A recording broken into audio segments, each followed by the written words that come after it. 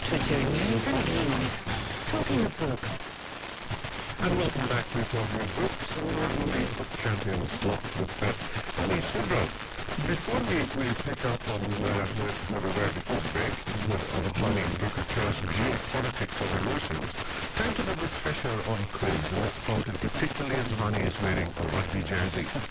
And if you're listening earlier, you remember we had a New Zealand theme to our questions today, as our book of the week was by New Zealand author Lloyd Jones, to whom we'll be talking after 1:30 news. So the question was, Australia hosting World Cup rugby. New Zealand. New Zealand hosting World Cup rugby this time next year, and the All Blacks being, New Zealand All Blacks being perennial favourites to win. They've only done it once, when New Zealand hosted the first tournament in 1987. So the question that nobody has got right yet is which English captain went to New Zealand but never played in a test? Right, I'm giving you your first clue. This captain did not fly there. In fact, he couldn't have flown there because planes were not invented at that time. Maybe that gives you a clue to think about how else one could have got to New Zealand. These early rugby tours that Lloyd Jones wrote about, of course they went by sea. Well, this one went by sea, but doesn't appear in Lloyd Jones's book either, John. You're still misleading our listeners out there. So, as I said, think laterally about captains. And text us 4001. It should be pretty obvious now which English captain went to New Zealand but never played in a test. Yes, yeah.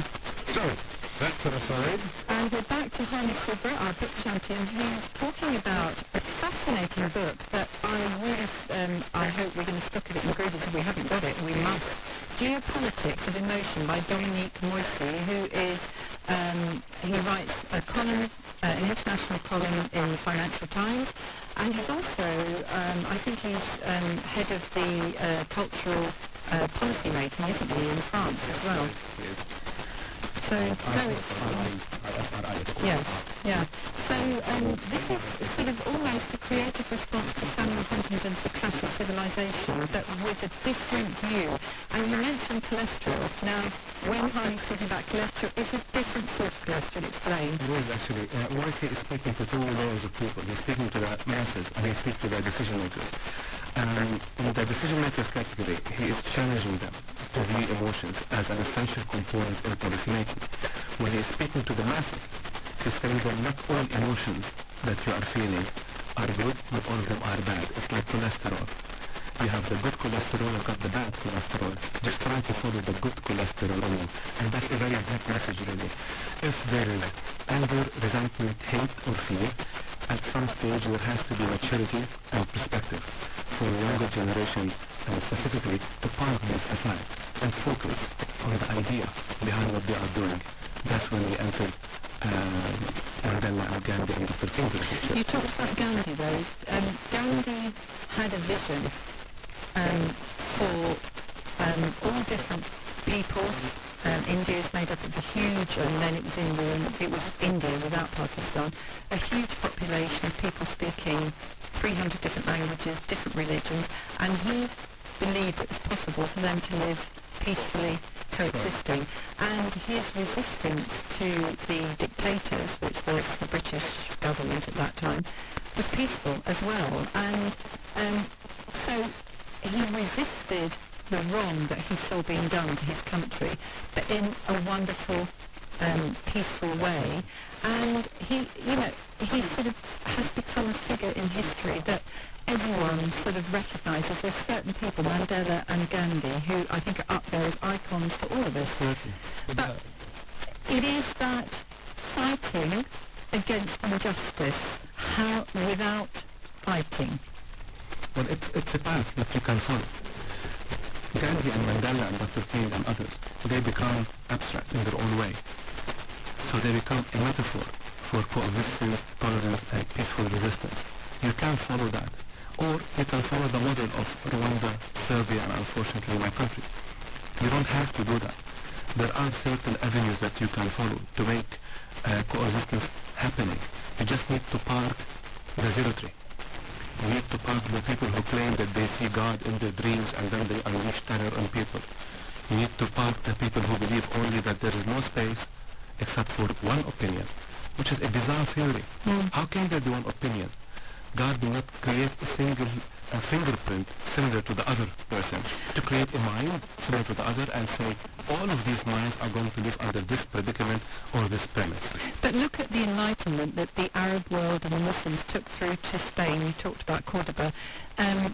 When the Abdurrahman ruled, for example, Granada, Christians, Muslims and Jews lived peacefully coexistence until Queen Isabella and Ferdinand, who were Catholics, came along and deported anyone who was not Catholic. So there is a long history of this, and Lebanon had been a very peaceful place until when? Well, we had the golden year during Fuad Shihab rule. That was in the mid-60s to the early 70s. But long before that, I'm saying you go back, Independence came in 43, and ever since then there has been a conflict management exercise that's been happening for across decade, from decade to decade. It culminated the conflict management in Fuad Shihab era, and then the civil war started in 1974, and we are still struggling until now. I think, just to close the window on Lebanon, it's about national will. Once that is there, once that eclipses the sectarian tendencies and sentiments, then there will be the Lebanon that we all dream of, that is suit for Dalia to live in and to make its future, maybe. May I say, every now and then it rears its head, that possibility of a Lebanon where everybody gets along, like on some, after Hariri's assassination, we had a dream that we might again be united, but then what happened? I think the dream has been co-shuttered. I'll not say totally shuttered. It has been partly shuttered. I'm one of the enthusiasts for Hariri's state resurrection state. Actually, there are a whole chapter on Hariri. And I think he fits in the abstract concept with Dr. King, Mandela, and Gandhi in the category of state resurrection. Not many people have tried to resurrect a state from civil war. And he's one of them. Moving on, I'm afraid Lebanon is a day-by-day, week-by-week, weekend-by-weekend monitoring. Anything can happen tomorrow. The country is a boxing arena, unfortunately. As much as we hate it, it is a realistic description of things. And the book, Geopolitics of Emotion, is possibly an answer for policymakers to understand the power of emotions. Definitely. As a matter of fact, Moisi did not create something new, because the power of emotions is a whole discipline in management. Tom Peters, Goldman, Mintzberg, they all focus it as the management gurus. They all focus on the role of your staff. If you paint the walls orange, they will perform differently than if you paint the walls black. If you dim the lights, it's different than if you give them strong white lights. So the role of emotions play a significant role in the management of companies. Now Moisi is taking the concept and expanding it to a national level, to a people's level, and challenging the leaders. He is challenging every leader. He's very controversial and provocative. Stop thinking of economic resources, water passages, history, imperialistic culture. Think emotions. There are three prevailing emotions: hope, fear, and humiliation. You want to deal with these people, you want to really gain their support, these are the point of entry. If you want to persist and do what you are doing previously, an extension of imperialism or hegemony or whatever, then we're going to still be stuck in conflict. And I read somewhere that the worst thing you can do to a human being is humiliate them. Yes. The worst thing that a human being would absolutely dislike is that. So bear in mind that part of the humiliation in the Islamic and the Arab world is innate, it's not acquired. It has to do with self-perception. Change has to come internally. People need to stop thinking in terms of victimology. And that's where a very regressive concept enters here, which is conspiracy theory, which is an exceptionally beefy and rich concept in the Arab world. Oh yes, yes, that comes up all the time as an excuse, in a way, as an excuse. Because conspiracy theory, what it does, it eclipses reality and stops you from solving the actual problem, as the problem is. Yeah. So conspiracy theory, you throw it up in the air, but no one really knows the dimension of that problem. So September 11 is conspiracy theory, Iraq invasion of Kuwait is conspiracy theory, but they are not. Both have been committed by very evil men. Once you start defining things as they are, Actually, asserting that is the reality, and then you can look at resolving it. Definitely. Because that's the victimology aspect of the argument. You need to stop victimizing yourself. Eventually, at the end of the day, whether it's the Americans, the French, the Brits, the Australians, they cannot do whatever they want to do. They will do what you let them do.